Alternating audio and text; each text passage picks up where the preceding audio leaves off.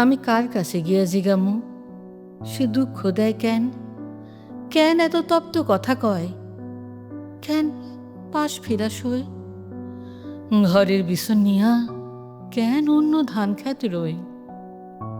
অথচ বিয়ার আগে আমি তার আছিলাম ধ্যান, আছিলাম ঘুমের ভিতরে যেন তার জল পিপি, বাঁশির লহরে ডোবা পরাণের ঘাসের ভিতরে।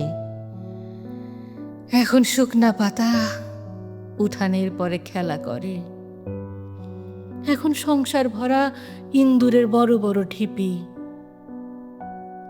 মানুষ এমন ভাবে বদলায়া যায়, কেন যায়?